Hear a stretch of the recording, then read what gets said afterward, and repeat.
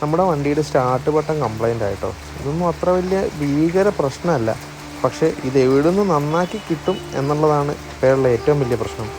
അതുകൊണ്ടിപ്പോൾ വണ്ടി മിക്കവാറും തന്നെ സ്റ്റാർട്ടാക്കി ഇടുകയാണ് നമ്മൾ ചെയ്യുന്നത് കേട്ടോ.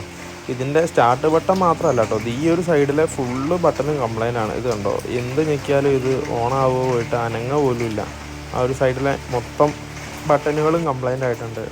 മൊബൈലിലെ ബ്ലൂടൂത്ത് ബട്ടൺ വെച്ച് ഇത് ഓണാക്കാൻ പറ്റും എന്നുള്ളതാണ് ഏറ്റവും വലിയൊരു ഗുണം.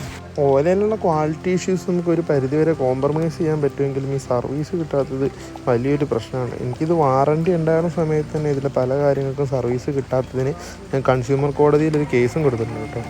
ഇത് കണ്ടോ, ഈ ഒരു ബാക്കിൽ ചാർജ് ചെയ്യണ സോക്കറ്റിൻ്റെ അവിടുത്തെ മുകളിൽ ഒരു ചെറിയ ഒരു പീസുണ്ട്, അത് പോയി. അതൊരു കാരണവശാലും ഒടിഞ്ഞു പോവുകയില്ലായിരുന്നു.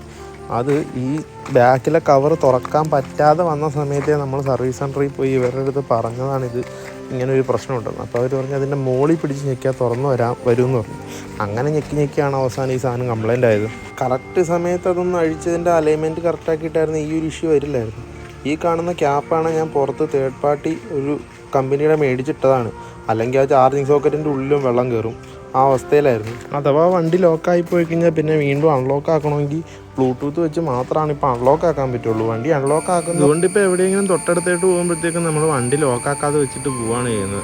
ബ്ലൂടൂത്തിൽ ഇത് എപ്പോഴും കണക്റ്റായി കിട്ടണമെന്നില്ല, അങ്ങനെ ഒരു പ്രശ്നം കൂടെ ഉണ്ട്. എന്തായാലും ബട്ടണുള്ള വാറണ്ടിയൊക്കെ കഴിഞ്ഞിരിക്കുന്നു. ഇനി അതിനകത്ത് ആ എക്സ്റ്റൻഡ് വാറണ്ടി മാത്രമാണ് ഇതിനുള്ളത്. പുറത്ത് എവിടെയെങ്കിലും കൊണ്ടുപോയി കൊടുത്ത് മാറാമെന്ന് കരുതുന്നു. ഇതിന് എത്ര രൂപയാകും എന്നൊരു ഐഡിയ ഇല്ല. ഈ കാണുന്ന ഓയിലിലേക്കൊക്കെ വണ്ടി വാങ്ങിയ ഒരു വർഷത്തിനുള്ളിൽ ഉണ്ടായിരുന്ന പ്രശ്നമാണ്. ആ ടൈം തൊട്ട് നമ്മൾ ഈ 4 കിലോ ഓയിലേക്കാണ് അത് റെഡിയാക്കി തന്നെയെന്ന് പറഞ്ഞ് കമ്പനിക്ക് മെയിൽ അയക്കുകയും ഒക്കെ ചെയ്തതാണ്. അത് ഇപ്പോൾ വണ്ടി വാങ്ങിയിട്ട് 3 വർഷം കഴിഞ്ഞു, നാളെ ഇത്രയായിട്ട് നന്നാക്കി തന്നിട്ടില്ല. അപ്പോൾ അങ്ങനെയുള്ള കുറേ പ്രശ്നങ്ങൾ പറഞ്ഞ് നമ്മൾ കൺസ്യൂമർ കോടതിയിൽ കേസ് കൊടുത്തേക്കുന്നത്. കൊലാക്കെയർ പ്രശ്നം പറഞ്ഞുകൊണ്ട് വഴി കിടന്നു കഴിഞ്ഞാൽ പിക്ക് ചെയ്യാനുള്ളൊരു പ്ലാൻ അത് നമ്മൾ എടുത്തിട്ടുണ്ടായിരുന്നു. അപ്പോൾ ഇതിനു മുമ്പ് പ്രാവശ്യം വണ്ടി വഴി കിടന്നിട്ട് അന്നേരം ഇവർ തിരിഞ്ഞു നോക്കിയിട്ടില്ല. വാങ്ങിയ ആൾക്കാർക്ക് കമ്പനി പുല്ല് വിലയാണ് ഒരു കമ്പനി എന്നുള്ള രീതിയിൽ ചെയ്യുന്നത്.